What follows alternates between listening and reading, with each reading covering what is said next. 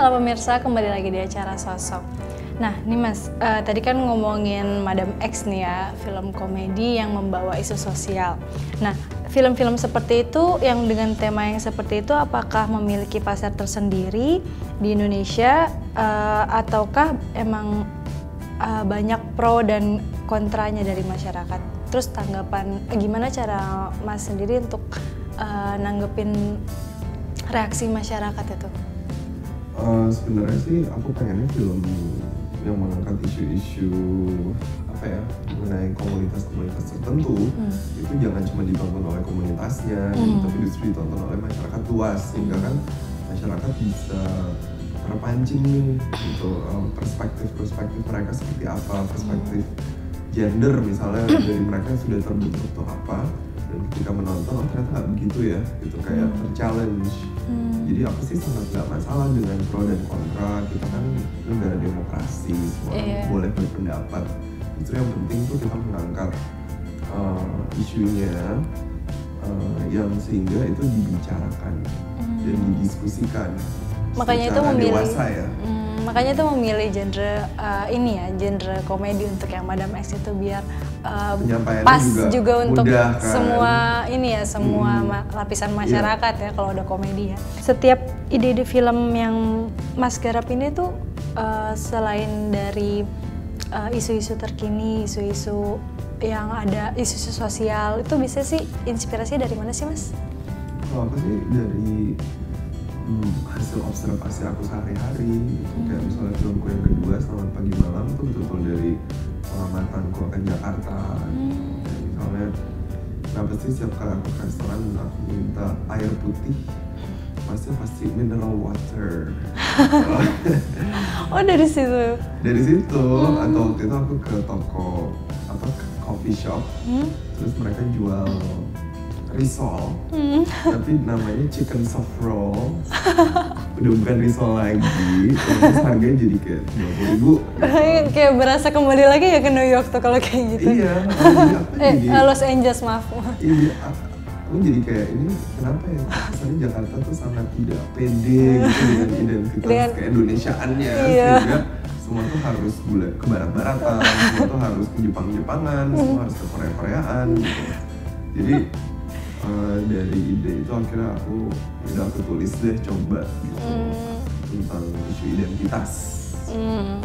Ngomongin soal Selamat Pagi Malam, selain isu itu yang mau disampaikan, apalagi sih sebenarnya yang disampaikan dari film Mas itu ya? Sebenarnya film Selamat Pagi Malam kan membicarakan tentang perjalanan 3 perempuan dalam satu malam di Jakarta, dimana mereka mengalami yang namanya kayak identity crisis gitu.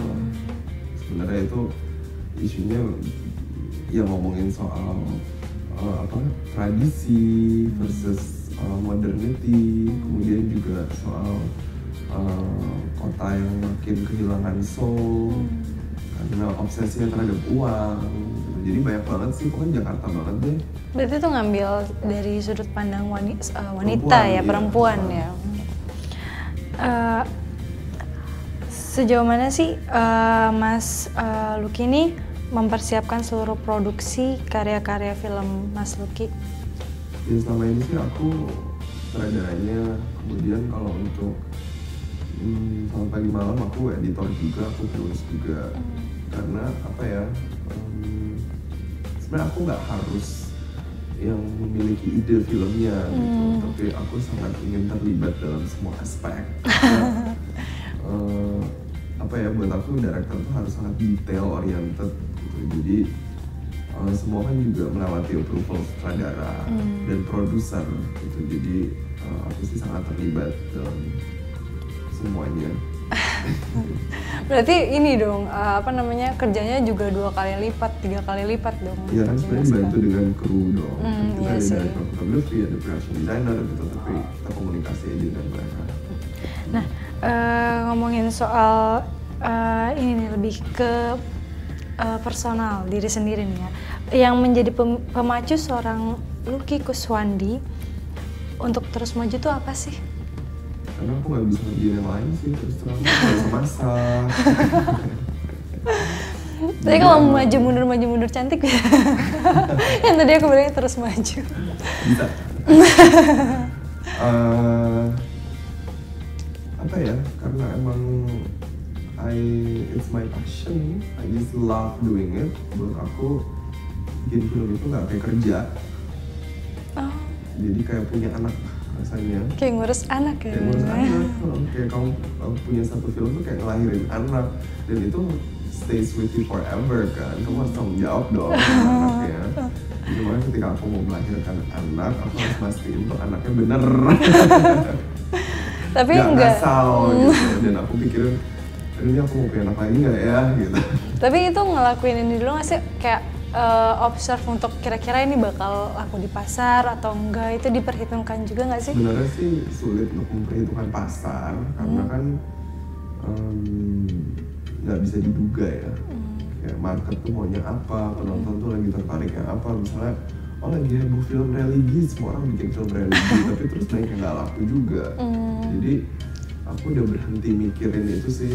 Buat aku, ya maksudnya kita mikirin lah, oke, investasi film tuh berapa, harus balik berapa, makanya budgetnya nggak boleh terlalu besar kayak gitu-gitu, harus diperhitungkan. Tapi buat aku yang paling penting sih konten filmnya. Apakah ada kesulitan untuk menyalurkan ide yang ada di pikiran? Kadang kan isu dapat nih, isunya udah dapat, terus idenya udah dapat. Pernah nggak sih sekali ngerasa kayak stuck gitu?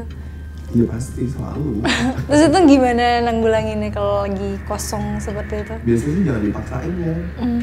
Maksudnya mungkin emang belum waktunya kita ketemu jawabannya gitu. Jadi kita harus just apa ya, embrace, listen, dan mungkin diskusi sih.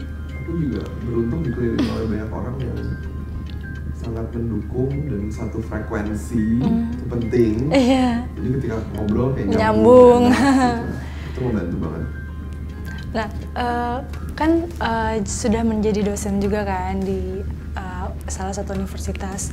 Nah, lebih suka apa nih, jadi dosen apa nanganin project, ngelahirin anak ya? Ngajarin anak kan? Murid-muridnya juga anak-anak kecil juga ya, sama.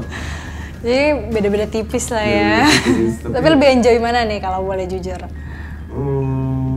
Waduh, jadi juga enjoy, beda sih enjoynya. Kalau ngajar tuh aku belajar juga, aku belajar banyak dari ngajar. Karena murid-muridku tuh kayak generasi muda banget, yang energinya tinggi, passionnya juga. Gitu, jadi menular juga kita. Dan aku sudah semakin tua, jadi kita update banyak hal kan. Tapi karena lingkungannya sama anak-anak muda jadi nggak kelihatan tuh lah, serius. Gitu ya? Iya. Jadi terupdate aku. Oh, ini ternyata yang lagi ini yang lagi hits. Itu. Nah, kira-kira ada nggak sih hal di luar dunia perfilman yang pengen banget dilakuin? Aku sih dari dulu pengen jadi astronot ya. Tapi aku gampang mual. Nggak mau buat film tentang astronot. Oh banget. Nyambungin Interstellar gitu kan. Pengen, tapi itu budgetnya gede banget. Nantilah kalau ada waktunya pasti Benar. jadi. Aku pasti nonton loh kalau misalnya. Bener ya? Tapi kalau bisa aku juga berperan di dalamnya.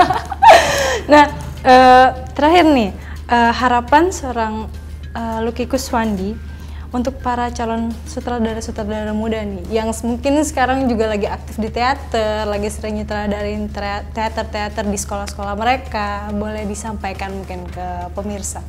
Aku sih berharap sutradara-sutradara muda yang baru dan berbakat untuk tidak berhenti dan tidak menyerah, karena aku tahu industrinya sulit dan aku juga tahu dari segi finansial bisa dapat uang berapa sih jadi sutradara ya kan.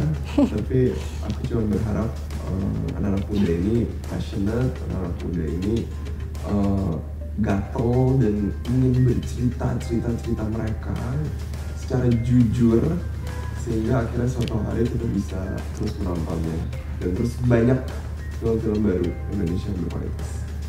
Luar biasa sekali ya pemirsa. Nah pemirsa, tidak terasa sudah sampai di penghujung acara. Inilah sosok episode Lucky Kuswandi. Saya Maya berserta kru Binus TV undur diri. Jangan lupa untuk terus saksikan Sosok di www.binus.tv. Sampai jumpa.